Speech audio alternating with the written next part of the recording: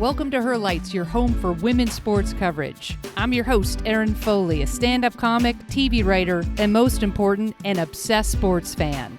I break down the best games, highlight the best stories, and interview the best from the world of women's sports. So put on your jerseys, stretch out your hammies, and let's do this. My guest today is CJ Silas, a veteran broadcaster who's been breaking barriers for women in sports media since day one. Before she graduated from Syracuse with a degree in broadcast journalism, she was working a full-time job at ESPN. She's announced games for the Toronto Blue Jays AAA team, the New York Yankees AA team, and serves as a stadium voice for Cal Poly Baseball. She is also the host of her very own radio show on ESPN 1280 AM and just returned from covering the Women's Professional Baseball League tryouts in Washington, D.C. I'm so excited to hear all about it. Welcome to the show, CJ. Thank you. The best part was the last part because I didn't think I'd be alive to see it. I did not think that it would happen in my lifetime because of the way in which baseball, like sports radio, is so slow to accept and honor women in their sport. It's just different than other sports. Yeah. I cried. I'm not going to lie. When that announcement came out, I was like, this is so feel good. And listen, for listeners, let me just do like a 2 or 3 sentence backdrop here, and then I'm tagging you in. So this past August in Washington, D.C., there was historic tryouts for the new Women's Professional Baseball League, set to launch next summer, 2026, 6 teams. 600 women showed up from across the country and abroad to compete. 150 were chosen. We'll get to all of that. The draft is happening. Names are happening, hopefully November. And it's the first professional women's baseball league in the U.S. in over 70 years, reviving the legacy of the All-American Girls Professional Baseball League, whose history obviously came to life in the iconic movie, A League of Their Own. Am I wearing my Racine Bells t-shirt for you, CJ? You're goddamn right I am. Thank you. I'm collecting, like a nerd, I'm collecting all of them. I have Kenosha, Racine, Rockford. Yes. It's so feel good. You were there. This is why I'm just like, literally, I was like giddy all week to talk to you. I remember seeing your posts on Instagram being like, this is the coolest thing ever.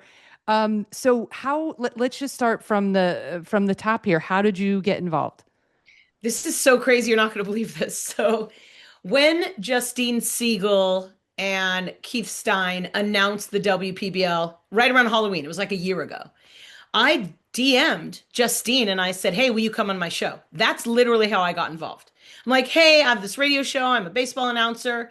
It's hard to really get people to see who I am in more than like 2 sentences because I'm not one of those people that's out there and everywhere and on the TV because it's not happening that much in baseball. So I had to kind of convince her who I was. She said yes. She came on the show. She connected me with the PR person who then from that moment forward connected me anytime there was a story, whether it was Alex Hugo getting involved or Fremantle getting involved, all of the things that were happening, these little popcorn moments in the WPBL, they would slide me a guest and they would come on my show and we would talk about it. So it was summer and I was trying to plan my fall because I'm not doing football this year, but I fill in and do some basketball announcing locally. And I'm like, well, I want to go to the draft and I'm hearing the draft is going to be October, November, and I want to go. So I have to find a way to put that into my calendar. So I sent the PR person a message. I'm like, hey, do you know when the draft is going to be? Just like give me a ballpark so I'd make sure I don't commit to anything else so that I can come to the draft. She said, well, CJ, I think the draft is going to be virtual. And I was like, and this is now July-ish. I'm like, in my mind right away, I'm going, wait a minute. How am I going to meet these people? I have to network. They need to meet me face to face. They need to fall in love with me. They need to see what I do. I'm meant for this. These are my people. And I said, well, I was going to come. And she goes, ooh. And I said, well, wait, aren't the tryouts coming up? What do you think of me coming to the tryouts? She goes, yeah, CJ, yeah. Come to the tryouts. They're going to be in Washington, D.C. And I said, when? She goes, oh, in a couple weeks. And I was like, how do I plan to get to Washington, D.C. from this little teeny town in California in August? So I did.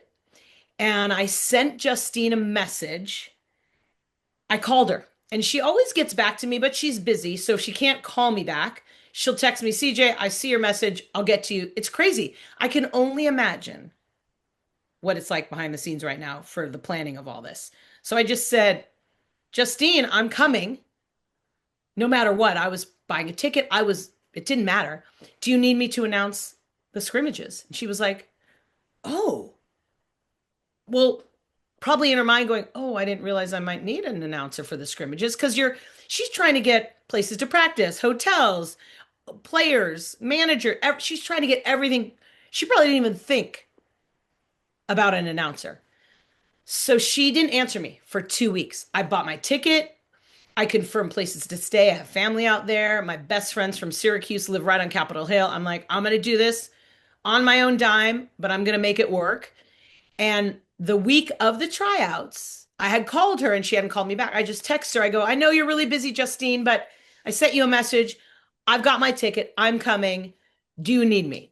20 minutes later, yes, please, CJ, come. It's a volunteer position. And I'm like, I don't care. The reward is that I get to go and announce these games at Nationals Park. So that's kind of how it happened. Long answer. No, I love it. First of all, it's just so inspiring too, because it's like it also just like in the wild west of women's sports, you have to DIY everything. And that's why I Everything. love it so much because the stories are so much better. Like, listen, I love, we're in the middle of baseball playoffs. Like, I love baseball, but there's just something so, I don't know, for the love of the game, feel good. You get paid $1 in a dream that's still, while this world is on fire and AI and all this, like what's real and what's not, it's just that energy that you just talked about the story with that gets me like so fired up. So I love it. I love it. And Um, let's be honest, like we're not going to man hate here. It's not about that, but yeah. women do this kind of stuff for each other. We show Yes. up for each other. And then when we get to those places, I'm sure you've experienced this even in comedy, right? You get to those places and then there's that one or those two allies that are men. But Yeah. most of our allies at this time in the world, let's be honest, are women. But then when we meet the men, it's like, oh, thank you, because they get it. Yeah. But women do. We patchwork quilt ways to make things happen for us, but also for each other. Yeah, I love it. To me, there's nothing more feel good than women supporting women. And sometimes you roll across like like a woman that's like anti-woman. I go, nope, I can't even like, you know what I mean? I'm just like, absolutely not. La Nope, la la la la no, la la yeah, la. Yep. nope, just out. Okay, Hi. so this is so exciting for me. So, sort of platform is yours. I'll interject, but just talk us through like all these amazing moments of like, all right, so let's just start with this. You land and tell us about sort of like how the day-to-days worked and what your role was. Okay. First of all, I had no role. I knew that I was announcing the scrimmages at Nationals Park. Okay. That's all I knew. And then I said, whatever you need. I didn't know, was there going to be an MC? Was there going to be some other announcer? This is the first time that I've ever flown to another place to announce baseball and not been competing for something against other people, right? I was just going as a sister, right? I was going to support, help out, and do whatever I could and just be around the vibe because it was like, whoa, women's baseball.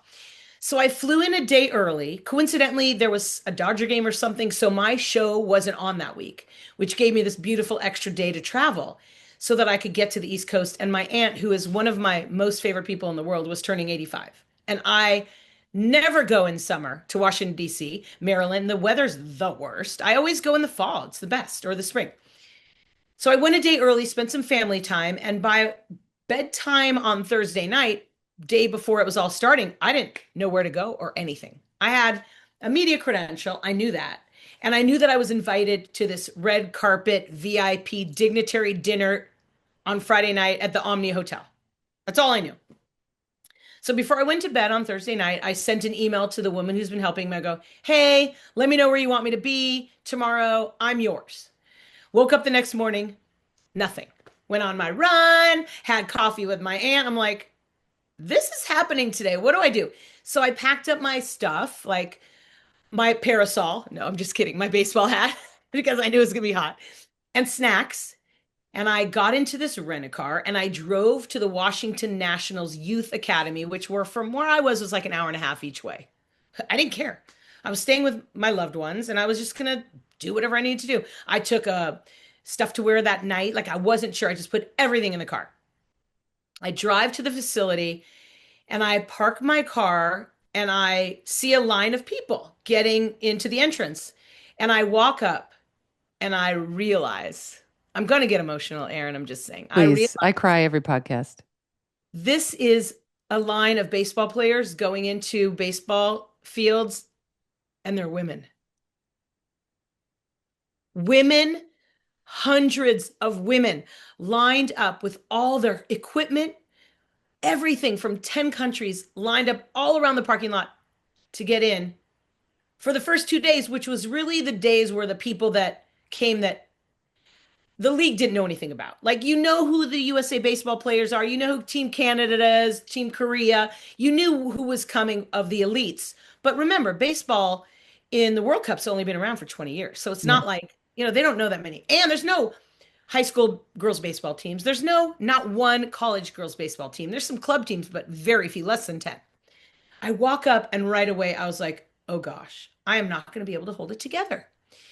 So I walk past this line of all these women that are in line, and I'm like, amazing. Check in, get my credential, walk around a corner into this area. There were 3 fields, 2 batting cages, just fancy.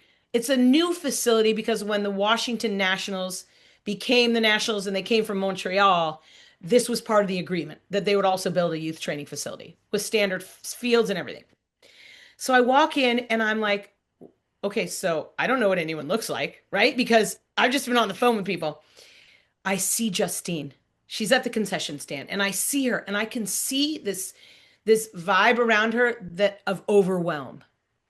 Because like my moments, I'm a woman who's been fighting the fight for 35 years in the broadcast booth and in the press box, where Justine has been fighting the exact same fight in the dugouts, the locker rooms, and the clubhouses from the baseball perspective as a player and a coach.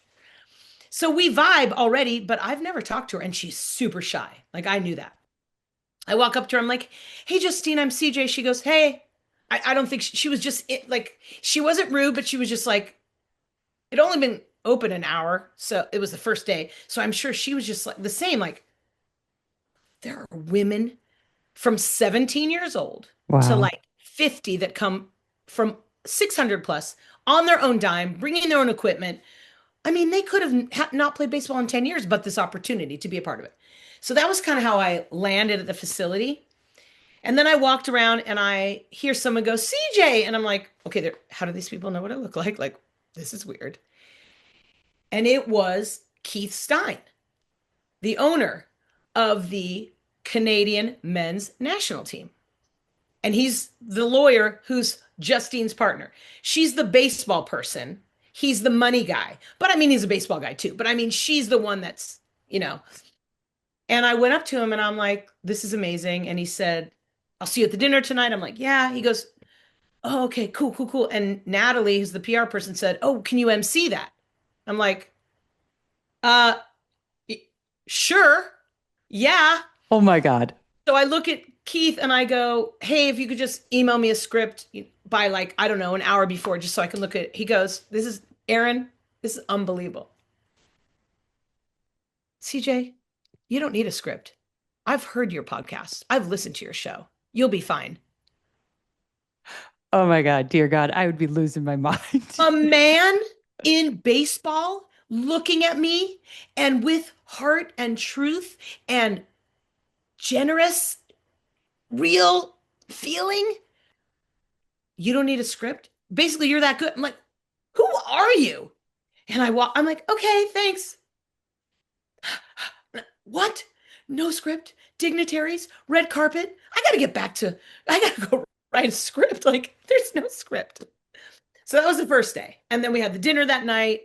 I took an hour and a half back to Maryland, took a shower, wrote a script, had my friend who works in DC look at my script, just change it a bit. Then I've got drive into on a Friday night into Washington, DC from Maryland. Like it was like, whoop, whoop, but yes, okay, yes, whatever you need. Wow. Wait, so let's back up just for a second. What was it like? Did you stay on the field like for and watch some of the tryouts? Okay, so the first day I didn't go to the fields because I didn't Okay. know anyone. So I just walked around and I had my credential on and I went to the batting cages and I tried to investigate who the coaches were because there was no notice on who was coming to assist Alex Hugo, who's the person in charge of player development, who's Team USA Baseball, Sportswoman of the Year in USA Baseball. She is a badass in Yeah. baseball. And I knew the first 2 days were a little bit different because it was so many players that they had to sift through really quickly to get to Sunday where the elites were coming, like the USA baseball players, the Kelsey Whitmores, the Monet Davis, the Sato Naomi and yeah. Sato. Right? They, all the big ones were coming Sunday for some scrimmaging style.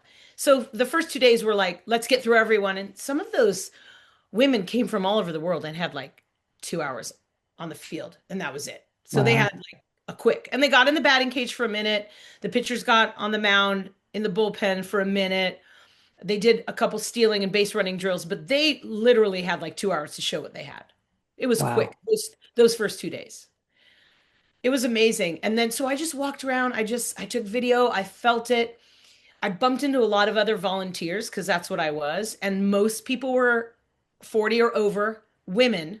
And every one of us was like, this is so amazing. This is what I want. And we're like, and we're all here. We're like here. And we're like, yeah, you got this. We're here. We're not jealous at all. We're envious, but we're super grateful.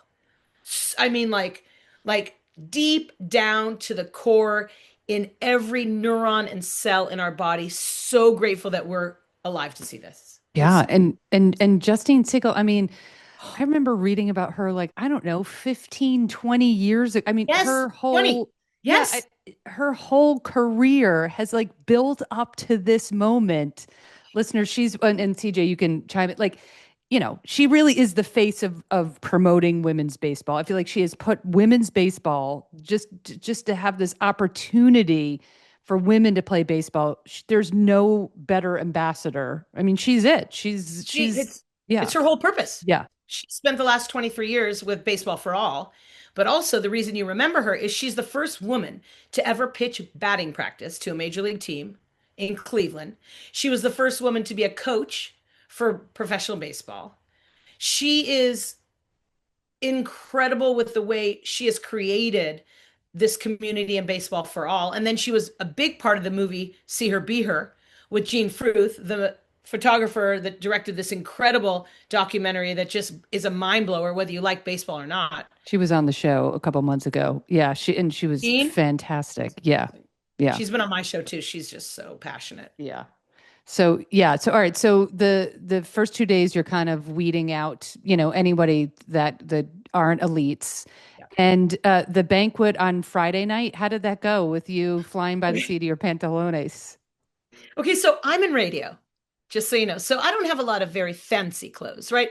I wear my workout clothes a lot. And then if I have to do some sort of radio thing, I'll put on like cute jeans, some heels, and maybe a blazer, the same blazer with a different blouse. Like, I'll dress in mini skirts and like little hot stuff to go out with my friends. But in my business, I don't have the fancy stuff. So I had to borrow clothes from everyone I could think of. Everyone was bringing me bags of clothes. Almost everything that I wore in all those, one of them was borrowed. One piece was borrowed. So I was dressed and I get to the hotel and I meet Keith in the lobby and he's fired up. He's straight from the field and he's like, okay, I want you to talk about this. And I was like, writing, slow down, okay, you're going to introduce, okay. And I walk away from him. He goes, okay, I'll meet you in the ballroom in a half hour. And I'm like, okay, cool. So I go and I sit down and I just take some deep breaths. And I find some random dude who's waiting for his wife who like went upstairs to change to videotape me. And I stood in front of this ugly wall and you might have seen it. Here I am. I'm going to be emceeing this thing tonight. And I get to the ballroom.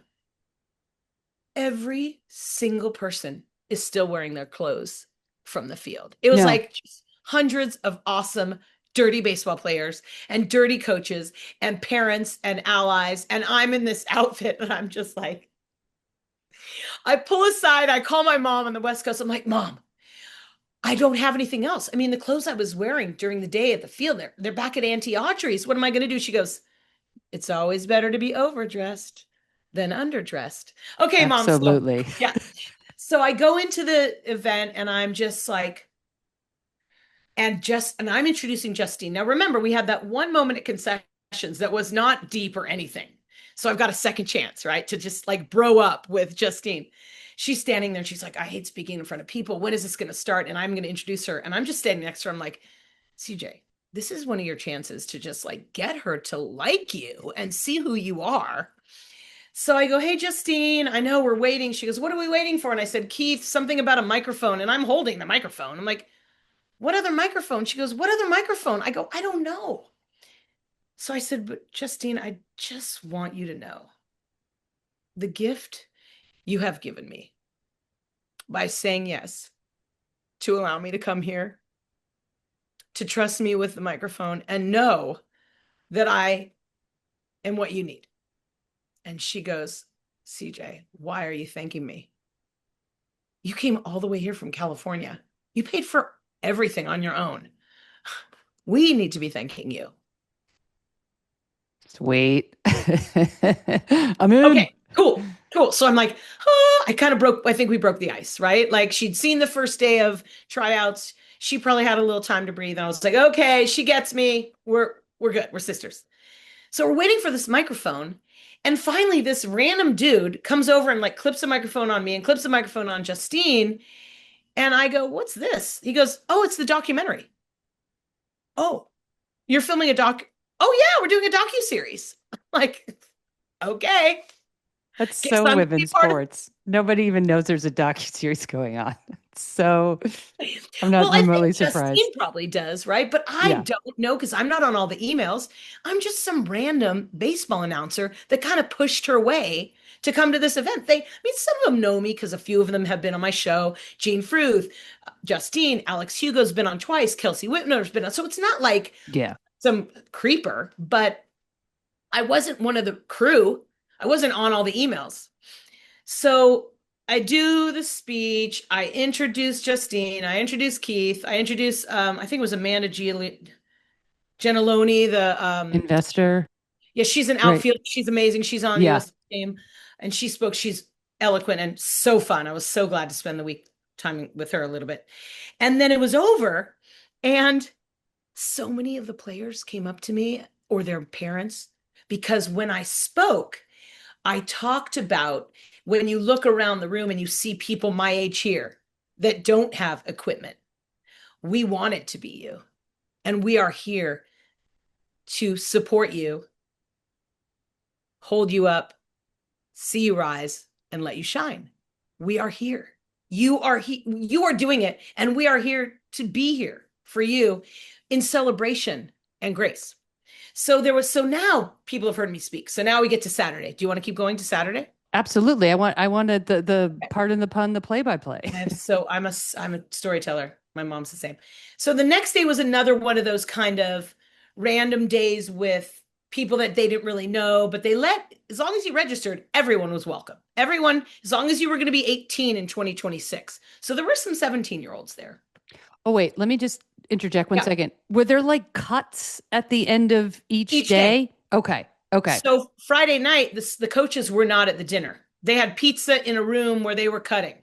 Okay. And then they would just tell the player, it's like getting all those baseball movies, getting the pink slip in the They got in the email if locker. they got an email if they didn't make the cut. And I think Alex Hugo and the coaches called each one. And Okay. they videotaped some of them. If you go to the WPBL Instagram, you can see some of the players getting those calls. Oh, okay, great. So Saturday was kind of another thing where there were going to be people cut down before Sunday. But now I walk into the stadium and people know me, right? Because they saw Yeah. me speak. The coaches probably don't know me because they were in a meeting, but everyone on the team, everyone, marketing, all the people, fan experience, VPs, the two people from the board, there were like four people from the All-American Girls. I met them. I met, oh my gosh, Kat Williams, the author. She's amazing. You should have her on your show. She's the president of the International Women's Baseball Center in Rockford. Oh, wow. Where, That's by the super way, cool. next July, she invited me to come and announce the group stages for Team USA next July. I'll go out there and pay my own way and hang out with you. Seriously, you can stay with me because I can because because I'm going to hopefully get my room paid for. I And was like, you should I'll have your room paid yeah. for by that. Wait, you just dropped a huge thing. Did you see Maybelle Blair and Oh, what's okay. This is okay. okay. This is day 3. Okay. Okay, so Saturday was all the same stuff. Everyone knew me. I went. I was now in the dugout, still kind of shy and quiet by the back. I wasn't really like, I have these crazy knee socks that I wear. I always wear like knee socks and mini skirts. It's kind of my thing, or knee socks and overalls. I wore the knee socks, but I kept the skirt. Like it took me a couple days to get who I was trying to be professional. So the second day I was still like a little, yeah, I'm CJ. I'm announcing the games on Monday. Sunday, now it's all the like big time women's baseball players from everywhere, unless they couldn't get there. So the international players that couldn't get there logistically, funding, whatever, life, they got to send videos. So they're all still going to be a part of the Okay. draft. Okay, so they didn't alienate them. So now everyone knows me for 3 days, right? So now I'm in the dugout every time Justine, she does a little spiel for each group. So there's like, I think there's 4 groups of 50 or 5 groups of 30 that were doing this scrimmage style on Sunday with everybody there, like all the big names and some I didn't know, like everyone. Is The this still best a tryout? still. Okay. So what they were trying to do on Sunday was cut down. They knew all their elite, right? Because they've already even signed women to the league Yeah. that they know are going to be. But then they brought in the Friday and Saturdays that were worthy enough into this group. So now they're going to scrimmage style, but not like Monday, 2 actual games. So now I'm in the dugout with all the players, and I'm How listening. cool. I know, and I'm listening to Alex Hugo's speeches and Justine's speeches, and then I'm on the field with all the coaches, introducing myself, taking pictures of all the groups, and I'm literally standing on the field during the base running stuff. I'm watching the women slide into third. Like I'm like 10 feet away from everything now because I'm part of it. So now I'm in the dugout as the day's getting a little warmer because it was hot. And Maybelle Blair and Jean Lesko, Jean or Jeannie Lesko, both who played for the All-American girls, were in the dugout. And this is so weird. As an athlete myself, I kind of watched this happen. This is so weird. The sun shifted. All of the shade disappeared from the dugout. And the mats in the dugout are that black, those black gym mats that were like, you could see the steam. I started watching this 89 and 92-year-old. I see they're starting to melt. Like, we got to get them out of there. So I go over to them and I go, and I've been talking to Maybelle. I got pictures with them and I'm kind of, so I go, we got to get you out of here. And this is a training facility with 0 disabled access, only stairs. I go over and I get one of the people that's kind of in charge and been helping me the whole weekend. I go, they're not going to make it to the parking lot. We need a golf cart. They go and they find a tractor because remember, this is a training facility and no one even thought of this. So they get this like vroom, like UTV thing with like tools and first aid kits on it. And we get Maybelle up the stairs and I say, we got to get her to the parking lot. How are we going to do it? And one of her people, she had like a handler, this super cool woman named Donna. She's not going to get to the parking lot. I'll get this thing. So they get the UTV and I hear someone go, well, we got to call an Uber. I'm like, ding, ding, ding, ding, ding, ding, ding. Hey, I have this beautiful air-conditioned rent-a-car. Why don't I drive you into downtown Washington for the hour drive? Maybelle Blair in the front seat of my rent-a-car. Wow. That's another reward. So the funny thing is they're driving her in this UTV and it's like a tractor thingy. And I'm running upside her. I'm like, okay, Maybelle, I'm going to go get the car. I'm going to get the air conditioner on for you. I run out, I get the air conditioner on, I pull up and we get in the car and we're driving. She goes, my CJ, you're very fast. I said, well, I ran track in college and I still got a little bit in me. She goes, oh, you're an athlete, CJ. I said, well, I was a baseball player. And then we went in for an hour. Wow. I got to spend time with her. That's amazing. So that was day 3. And then next day, what a trip already. I mean, you're in a car with Maybelle Blair. Oh my God. I also just love this for you that you're like on the field seeing these women, like the level of play I can imagine is before we even get to like the scrimmage must be Right. so, it's like the best of the best. It's the best of the best. And every single one of them, every single one of these girls and women had to play softball. Not one of them only played baseball because there was no opportunity. Yeah. And so to just talking to people, like sitting in the dugout and talking to someone, or bumping into someone in the restroom, or walking a concourse with one of the players and going, oh, where are you from? How do you get here? The stories, 600 plus stories of women that were not welcome in the game of baseball, dropped out completely and haven't touched a ball in years, or played softball because it was their only opportunity. Yeah. And it does not disparage softball. It is a fabulous sport. But those of us that played baseball first, that's what we wanted to play. And I hate that for softball, the narrative is we had to play softball. They moved us to softball. It's not a downgrade. It's They're separate, completely separate sports. the only similarity is that they play on a diamond. Yeah, with a They ball. have a ball, a glove, a bat, and 9 players on the field at the same time. And I mean, that's a dugout. honestly literally it. The strategy, the speed, the pitching, Everything. the dimensions, everything is different. Like, if you don't know that, you are ignorant, and I don't want to talk to you. It's just crazy to me. Yeah, oh wow. So I'm just, you're such a, obviously you play baseball and you cover baseball. So for you to be there, um, how special. All right, keep going. Well, and remember my age, and I hate to say it, but I'm close to 60. And when I played baseball, I was one of the first girls that broke in, like had to fight my way into West LA Little League. The fields are still there. It's on Sepulveda between Ohio and Wilshire, near the Veterans Building in Westwood. And it was the 70s. I was less than 10. So, and then they wouldn't let me go anywhere. I sat on the bench most of the time. That's how I learned to score, because I didn't play, is I sat on the bench and I kept score as a, 8, 9, 10-year-old. And the minute it was time to grow to the next level, softball. So I was told by the time I was 10 years old that I wasn't welcome in baseball. That's that's a long burden to carry. A long burden in so many ways. And that is another podcast to talk about. That's when I get my major league job. We'll do that. Yeah, I'll be too absolutely. busy with the women's league to take the major league I job. know, and we have to get to that follow-up question. All right, so just take me through the when you're calling the games. Okay, so I find out that now Monday, in between the two 7-inning games at Nationals Park, is going to be a press briefing, and I am the moderator. Talk Yes. about meant to be. I Hey, just love this so much. CJ, will you be the moderator? Yeah. Hey, by the way, Natalie, just don't ask me anymore. Just tell me what time I need to be somewhere and kind of give me the theme of what I'm doing. Otherwise, yes. So, you've been in sports a long time. You've been in show business. A press conference is a table with a microphone, and people sit, maybe 3 microphones, like a post-game WNBA or NBA or whatever, right? And there's a table.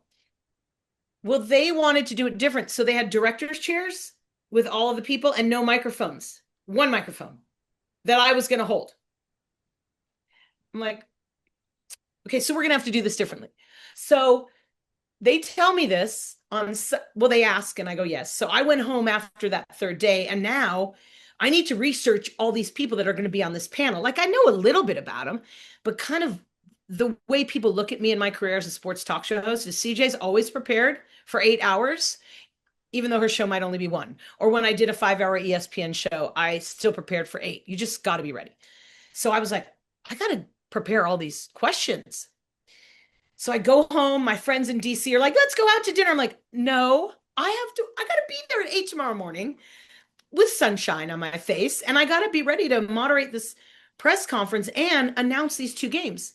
And right before I left on Sunday, the person who was kind of in charge of the coaching on the field, assisting Alex Hugo, handed me this like roster-ish thing with like numbers not in order. Like, do they hit?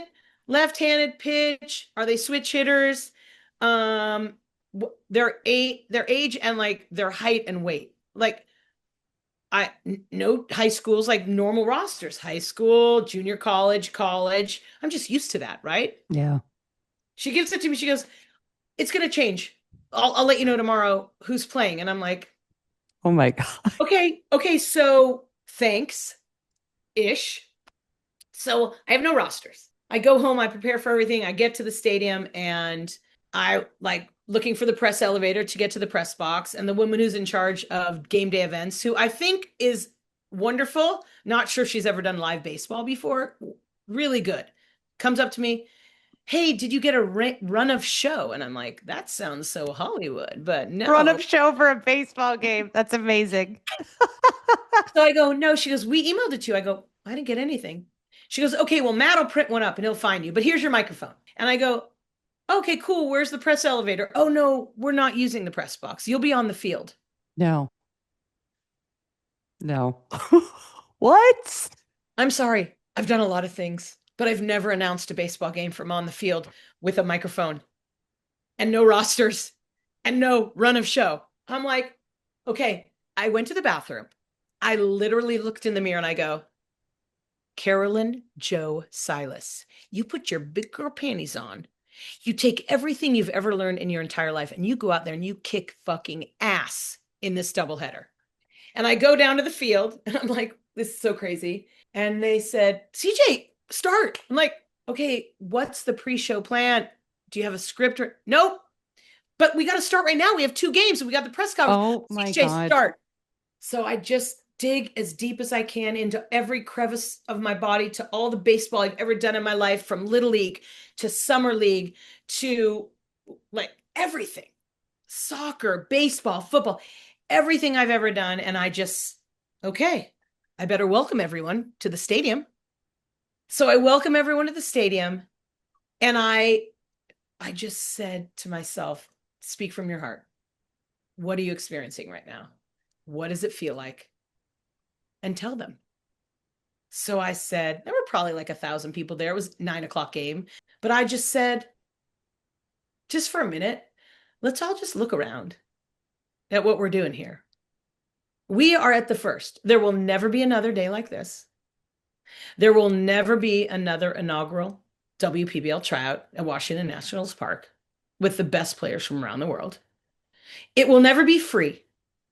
You will never be this close to the field and available to talk to all the players and take pictures and be a part of this moment. So let's all just take a moment to look around because we're building a community. And I just stopped talking. I was just like, oh, and in my mind, I'm like, oh, what next? Oh, first pitch, right? So I got to do the first pitch. So Maybelle is very stubborn and she refused to take a wheelchair out to the pitcher's mound. She's 92. Wow. The walk from the dugout to the pitcher's mound, I felt like it took like 30 minutes. Monet Davis was catching the first pitch. Monet Davis, if your listeners don't know, she was the first Black girl to pitch in a Little League World Series 10 years ago. And she made headlines. She was on the cover of Sports Illustrated. Spike Lee did a documentary about her. She was catching the first pitch. And I've got this time from Maybelle walking to the pitcher's mound. And I don't have anything to say, but I remember from the car ride the night before, Maybelle told me the day she met Monet in Philadelphia when Monet was a little girl, because now Monet's in her 20s. She played softball at Hampton University, quit Diamond Sports altogether, but came out for this. So I told that story on the microphone. I was just like, hey, did you know Maybelle Blair and Monet have met before? It was 10 years ago. And I told the whole story. And Maybelle couldn't get her phone to work. So literally Monet like programmed her phone for her that day 10 years ago. So I told the story. And by that time, Maybelle finally got to the pitcher's mound. So then, Wow. so now I've got to wait for her to walk off the field. I mean, think about it. When you're watching softball or Major League Baseball or collegiate, they get off the field pretty quick because the game's got to start. Yeah. And now I got to keep talking. And I'm like, you are a wordsmith. You cannot run out of words at this moment. This is what you do. And you are trying to sell yourself to this people to make you a part of who they are from the beginning. There is nobody more seasoned, qualified, credible or deserving of this job than me. If you look, you can't find anyone. It's not that I'm being cocky. There is no woman like me in this country. But I still felt like I needed to, show them everything. So I was like, okay, go back to that heart space where you just were before the first pitch. So I talked about Justine and what it would look like to have this league, and then they got off the field and I just said, play ball. And I took my microphone and I went down the third base line to my spot on the field behind a screen so that I didn't get hit by any foul balls with my little fake roster. And then I noticed that the players did not have numbers on their jerseys. Oh my good God. You know what they had? You know those little bibs they put at the 5K races with the little number? That's what they had. So you had to like quickly look at the bib number and then figure out who they were? I had to look at the bib number. If I couldn't find her on the roster because they weren't all there, I would yell into the dugout, hey, who's that on deck? This is like giving me, like, first of all, it's so special and it's such a good story, but it's also giving me so much anxiety. Of Because course. this is like when, like, if you go to a comedy show and they're like, the person following you that's doing an hour and a half didn't show up. So just Right. keep going because they're running late. That's like everyone's bad dream of like, you feel prepared. Like you said, like you were born to do this, but you're still being put in the worst conditions. In the worst conditions and handling it like I've been there forever. I love it. I was different than when I applied to men's leagues, like, right, to men's games, right? Even when I go to Cal Poly, 23 years. I've been doing Cal Poly, 13 years. I've been doing the junior college, Hancock, and I still do both of them. Being up for the Cubs job, going to Wrigley, being up for the Braves job, going to Truist, being up for the Giants job, doing regular season games last year for the first time in my adult life, doing regular season games, auditioning for the Marlins this year. I have never walked in with confidence because nobody wanted me there. Nobody ever was like, we're going to bring in this woman because she's so good. It was usually, well, this guy in the back office told us we should bring her in because I have someone like Sarah Spain will get me in, Jeff Passan, whoever it is gets me into, and they see my resume and they're like, we have to bring this woman in. She has more experience than anyone else in the country. I'm like the longest tenured baseball broadcaster, man or woman. But this time was different because I was welcome. I was needed. I was wanted. So I knew who I was. I didn't walk in like, I walked in like, and after a day or two, I realized how much they appreciated me too, which was a big deal. So So what was it like calling those games? I know the bib number and stuff, but like, how did you feel doing all of that? I, it was so surreal. What's that cliche? Pinch me or whatever. Like I literally was taking deep breaths in between batters and just being so grateful. Like I know that all of the difficulties, the harassment, the patronization, the mansplaining, the bitterness, the anger, the mean, the credibility questioning, all the things that I've been dealing, so much pain around this game as a woman not welcome in those buildings. Every time I thought about that, I'm like, oh no, that is not here today. That is not what I'm in. I'm in all of that circling to bring me here so that whatever they need me to do, I can do without a script. I can do without a jersey number. I can do without pronunciations. I can do without a director in my ear. I can do without a sound guy. I can do without a scoreboard. There was no scoreboard. I was keeping score on a little sheet so that I could say in between innings, after 1.5 innings of play, red team 10, great team 2. Like I was setting the tone Friday night. And then I went all the way through to these games. And I also set the tone at the end. And during those games, because I wasn't told what to say, I had this opportunity to share the joy, excitement, peacefulness, belonging with everyone around me because everyone that was there was an ally. There was nobody there because they had to be. Every woman went on her own dime, every coach, every parent, every family member, every friend.